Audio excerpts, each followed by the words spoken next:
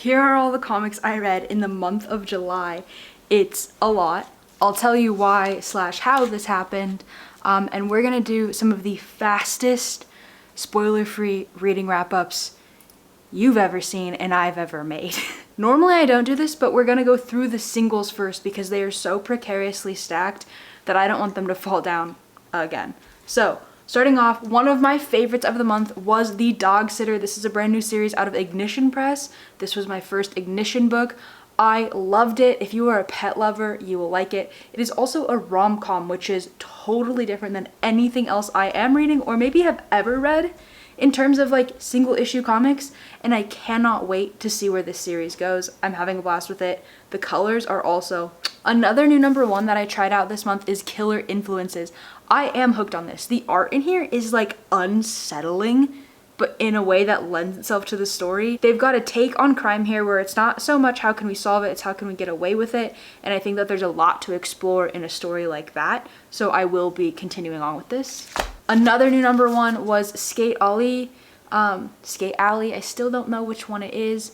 This is fun, this was cute. I don't think I'm gonna be pursuing it. The second issue has come out and I didn't snag it, so I might end up trade weighting this. I thought it was fun, but I also just don't think it's something that like would be exciting for me at the top of my pull list each week. I think it would fizzle out. So I liked it, I liked what they were doing, but I'll get to a better yet similar story that I read. Another new #1, Vampirates. I wanted to love this so badly, but I just didn't. And I feel like I could easily say, oh, I'll give it 3 issues because I want to see how the vampires and the pirates really like come together to be part of the story. But I don't know. I think it is one of those things where I'm going to relax on it. I'm going to wait and I'm going to see for a few issues to come out and what people are thinking about it and how they're feeling. And then I'll make an educated guess on to go or to not go. I think that's the strategy here. A few vlogs ago, I picked up this series, An Unkindness of Ravens, because the title caught my eye as a One Tree Hill fan. And then when I was looking up what it was about, I learned it has like roots and history in the Salem witch trials. You've got a main character named Waverly, which is like shout out to Winona Earp fans. This just felt like it could be a really weird like convergence of multiple things that I love. And I had a blast reading the first 4 issues.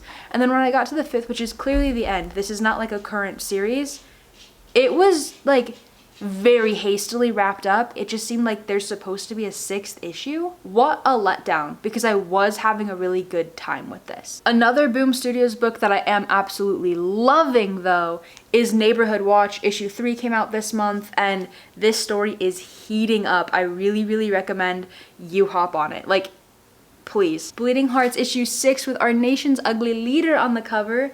I thought this issue was so good. This read has me almost wishing that I trade weighted this because I just want to know what the experience is like to read the story as a whole. But I'm so excited to get this book every month that I know that that's not like a feasible option. But what it does tell me is that I will absolutely be doing a complete read through. All of the hype is so deserved on Bleeding Hearts. It's phenomenal. I picked up the 2021 issue of DC Pride. This had stories about Batwoman, which is what drew me to it, but also I honestly don't know this person's name, Renee, but I don't know their like actual like hero name. And then we had a Harley and an Ivy story. There's a Alan Scott Green Lantern story, which I've been trying to track down his trade and I haven't found it, but I'm really curious about him. And then we also, this was Dreamer's introduction in comic books, and that was a very cool story as well. And finally, there was this very specific Flash character story that really gripped me, and I will be pursuing more of that because this was such a good taste or like sample platter for a lot of different queer characters, and I'm always looking for queer characters. And currently I'm in a point in my life where I'm really enjoying what DC has to offer. I picked up Detective Comics 1025 and 1026. These are the 2 books that are in the Joker War story. This one is very Batman Batwoman team up. This one is more so Batman, but it was a fun read. I don't know that I like needed it. I did kind of find Batwoman to be like secondary to Batman in this, which makes sense in the setup, but also like it doesn't have to be like that. So that was kind of frustrating. I don't know that I will keep these in my collection. Batwoman number 5, we've got that same character on the cover. I don't know if it's the exact same iteration of her from the DC Pride thing or like where in the timeline they would converge, but I've got a lot of DC back knowledge to kind of fill when new people are popping in. That's a problem I'm having, but I am still loving Batwoman. This series has got me branching out on my like A, B, C, like I'm picking up whatever cover truly catches my eye each month, and that is a freedom I've never felt before. Look at how freaking cool that is with like the neon signs, the cape, the 2 on the motorcycle, the headlights down here with the all, it's so good. The Flash, issue 34 and issue 35. These are easily finding themselves towards the top of my stack every time it is a Flash week on New Comic Book Day, and I wouldn't have it any other way. I'm truly having a blast. I particularly really enjoyed issue 35 this month, and I really am excited for where we're going. It looks like we're gonna start having more superhero cameos. I think they're heading to Metropolis. I'm optimistic that I'm gonna get to see a little bit more of the DC universe through this story specifically, which I'm craving. Okay, so like the rest of the world, I watched the Supergirl movie after reading Woman of Tomorrow, and I was like, yeah, I want it to be Supergirl Summer. Where do I start? So I started with the summer special, which I loved. I had a ton of fun with this, but it's not quite what I was wanting. I think it's gonna be really hard to like please myself after Woman of Tomorrow because that's just so specifically pristine. But this was a great place to start. And then from there, I went on and I found 11, 12, 13, 14, and 15, because that's where we were at the time in the current Supergirl series. This is a complete story arc. I've got 2 specifically really cool covers here, and it just didn't hit. I think it's really cool that Campbell is doing so much on this book. That's always like a unique thing. I had fun reading it, but it just isn't that like gritty, deep, unapologetic version of Supergirl that I feel like I got used to from Woman of Tomorrow in the book and in the movie. So if you have any recommendations on where to get like a more adult or grown-up version of Kara, then please tell me. Let a girl know. I picked up Zatanna issue 1 and 2 of the ongoing. I thought this was beautiful. I'm not going to keep reading it in singles. I might trade weight it, but I think what I actually want to do is go back and read the trades from the previous Zatanna series that everybody was raving about. I think I need some more backstory on her, but I also think that this is such a like specific style and world and character that it doesn't suit well for me to tap into this like once a month. I would just rather read this as a bigger story at a time. Ooh, something that I'm gonna be pulling off of my list when it resumes. Bug Wars. I finally got to the Spider Witch special. It didn't do it for me. This series has gone like just so far off the deep end into like fantasy that I'm lost. Not necessarily in understanding it, but just in wanting to read it.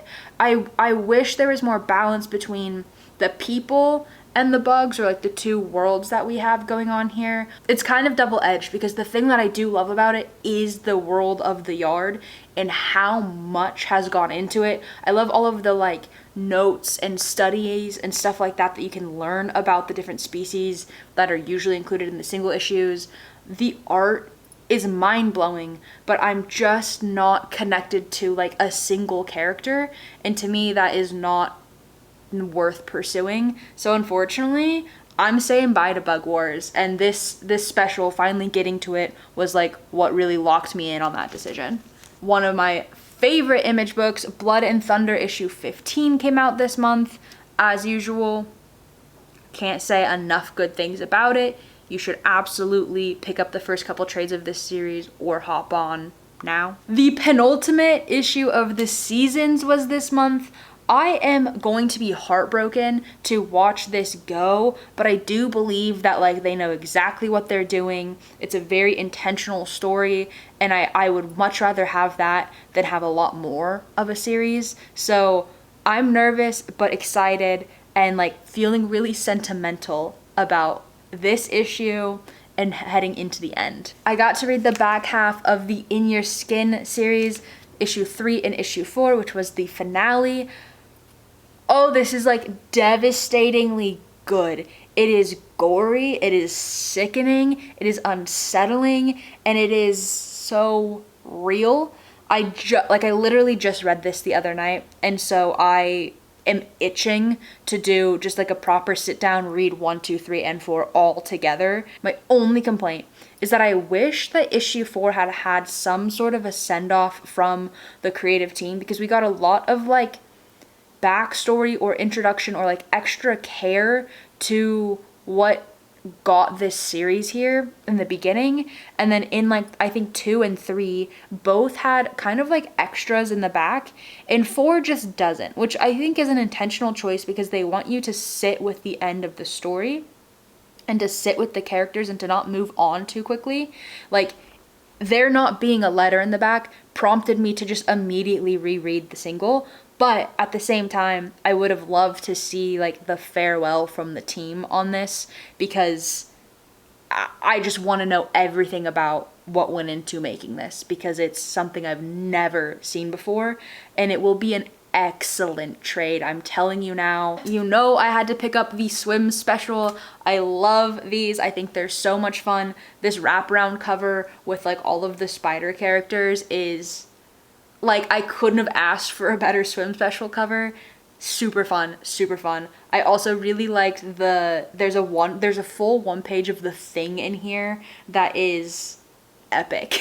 Something I'm confused about is the frequency in which these Fantastic Four First Foes books are coming out, but I am enjoying them. This is the second one, but they're all independent, and this one goes on Charlotte Ball and like has you kind of really feeling for her, and I think it is a really fun like way to learn about these villains or these other characters within the Marvel universe that I just don't have any exposure to, kind of much like in the way that I'm enjoying reading the DC Pride stuff to get glimpses at other characters. I feel like I'm really building my like world knowledge through these books, and I hope that they just like keep continuing on because they're great. Similarly, but also kind of doing exactly the opposite, I picked up a What If book.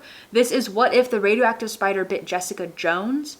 What's funny is I expected to enjoy this because these are 2 of my favorite characters, and I did enjoy it, but like I didn't know how much I was going to have fun with just this single issue, totally random, hypothetical story, I guess. It's a little bit like on the nose or like kind of cheesy because it has to be so quickly self-contained. We got Daredevil issue 4, per usual, kind of like Blood and Thunder. I can't say enough good things about this series every time that it's time to talk about it, so I also think everyone in the world is reading this.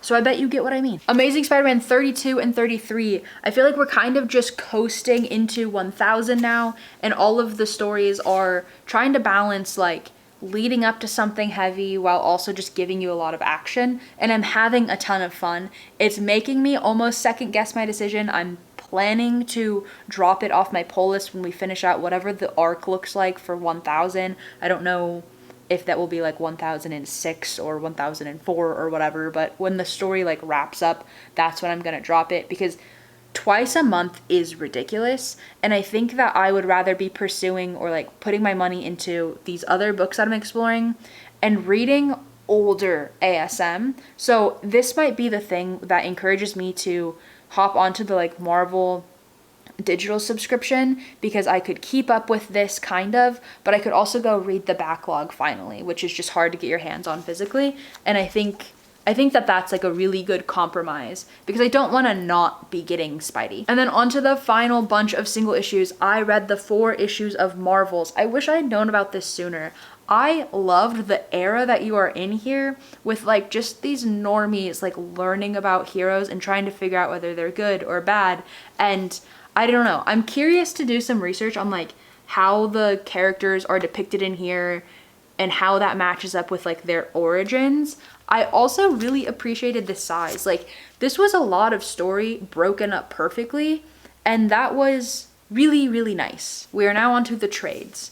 I watched the Heartstopper Forever movie. I feel like I've really just grown up with Nick and Charlie, and watching that movie made me want to go back and revisit the introduction or the beginning of the relationship. So it was the perfect time to finally pick up volume 1 of Heartstopper. This was like such a breeze of a read. I will for sure be pursuing the rest of these books. I think that this is a thing that is so generational, and it's done a lot for positive representation in queer media over the span of the years that, like, I guess that these got the show. And I'm always grateful for that, and I always want to like support that and pursue that and acknowledge it and keep it in my collection and enjoy it. I picked up Fantastic Four 1, 2, 3, 4. This was a much darker version of these characters than I'm used to. Has me excited for the Midnight series. I learned new things about Sue. We got such an elusive version of Reed. We got the classic empathetic feel that you will often have for Ben Grimm. And this was maybe the snottiest Johnny I've ever seen. But together and separately, this has me excited for the Midnight run that's gonna come out, because I think it might be a similar vibe or like demeanor for the book. But yeah, it's like just, it's physically really dark, but also it's heavy, and I enjoyed it. That had me wanting more Ben Grimm, so I picked up The King of Yancey Street, which was such a like simple and charming story. It's really just like a classic superhero, like don't let the bullies get you down message, but I had a lot of fun with it. There are so many fight scenes in this one single trade, and there's a lot of endearing conversations and lines from Ben that really like tug at your heartstrings, and I felt like it was a good balance after this. Actually, I picked up a classic, Batman The Dark Knight Returns. This might be my first Frank Miller too. A coworker lent it to me, so I borrowed it and I read it. I was reading this on the bus. It started a conversation with some random people, and I thought that that was really cool reminder of like, do the things you love and talk about them and build community outside of your comfort zone. I know there's so much hype on here, which also lends itself to a whole different audience being like, it's not deserving of the hype, and I really don't know where I ended up feeling like I land on that. I think that I understand this is like such a pillar of Batman as a character in terms of what like the general public understands about him. Like, maybe I just need to grow up and mature a little bit, but oh my goodness, I was struggling to like feel immersed in here because I was just distracted by the art, not in a positive way. Book 2 in here, The Dark Knight Triumphant, which kind of really gives you a taste of the Robin that's in this book, was my favorite piece of the whole thing. And then I did end up really liking the fourth book, or like the conclusion part of it. The Batman and the Superman moment was very, very cool. And I think that this is something that I will go into a reread of in the future once I feel like I have more of an understanding of the DC universe, because I think that like that is something that I'm really missing that is crucial to like understanding the actual weight of this book. I do respect it. I respect it. In terms of greats, but a more modern great, absolute Wonder Woman. It was finally time for me to pick up an absolute book. I think I started in exactly the perfect spot for me. I'm so glad that she's an ongoing, because I think that the world needs more Diana. She's such a rich character. I don't know that much about her, but you don't have to, because it's a different take on her. And I really, really, really love the dose of Greek mythology that you get through here too. The story with her and Steve is like so endearing. There's a very specific sense of comedy in here that just hit every single time. I feel silly for waiting so long. When I read Skate Ollie and I said I read something better that hit a little bit harder, I think you could guess that was Grommets by Rick Remender. I loved this. I knew I would. It's beautiful. My brain couldn't like compute as I was reading how vibrant the ink on the paper was. It was such a good experience. And then also, this book does a phenomenal job of transporting me. The whole time I was reading, I felt like I was 15. Like, I felt like I was the age you are like supposed to be, or like the age that you would be alongside these characters in. And that's wild. And then finally, I picked up volume 1 of Extremity by Daniel Warren Johnson and Mike Spicer. I loved it. I wouldn't say that it's like up there with Do a Powerbomb for me, but I think that could change. They could kind of become more equal weight when I finish this with the second volume. Yeah, there's only 2. I love a book about a family dynamic. I'm always really interested in sibling sets, and I think that there's a lot that can be explored in the next half of this story. So I am really, really looking forward to picking up volume 2. I had 2.5 regular books this month. Firstly, I read Atmosphere by Taylor Jenkins Reid. I kind of felt like I was waiting for the hype to die down on this book to finally enjoy it, because I just wanted to feel like I was enjoying it myself and like to myself, and I did. This was phenomenal. I loved it more than Seven Husbands. I loved it in the same way that I liked Carrie Soto Is Back. The research and the care that was taken to understand NASA and like convey that to a reader convincingly is mind-blowing alone to me. And then you have really strong characters, you have a great story. I think this is such a fun moment in time. This feels like it was cooked up in a lab for me. I don't love space, but I do love aviation, and I feel like this was that perfect blend of the two, where I was deeply fascinated in like the mission, but then enamored by the characters, like the main characters, the side characters, and like the overall group. Even the like less desirable characters I still found myself highly invested in, and I think that that is rare. So this is going on the favorite shelf for sure. I'm actually going to immediately loan it to a friend because I think more people should read it. I did take a totally hard pivot because that was such an intense drama that I wanted something light and fun, and I picked up We Could Be Heroes by PJ Ellis. This is like a smutty kind of rom-com where a drag queen slash bookseller main character falls in love with a actor who plays like the biggest superhero of the world. So like it's Superman. Your bookseller character is on a mission to help the actor character find the original comic that his role is based off of. So this also is a little bit of an ode to comic books. It's so gay. It's so gay. Like, remember, I did say it's kind of smutty, so I'm warning you there on that one. But I had a lot of fun. I was like laughing while I read this, and I would have never found it had I not literally stumbled across it in a bookstore, and that's why you should visit your local shops. And then I am currently halfway through Kamala Harris, The Truths We Hold. This is another complete pivot, but I'm enjoying it. I think that going through her career is deeply fascinating. This book came out in 2019, so I'm not quite sure like where in the story we're going to like end and pause on this, because obviously she's done a lot since then, but I'm loving it. I like the way that it is written. I like all of the information that I am like able to pair up with just like my existing knowledge and then her conveying the timeline. I think that the glimpse that we get into how serious her work has been her entire career is something I was aware of, but not in depth. I'll admit too that I picked this up because like I wanted hope and I wanted optimism, and I wanted to be reminded that like there is good out there, because it just feels tough right now. And I'll say that it's bittersweet with her specifically, but I'm more than happy to be like kind of sad while I read this. There are 2 reasons that I was able to read this much this month, because this is quite literally off the charts for me.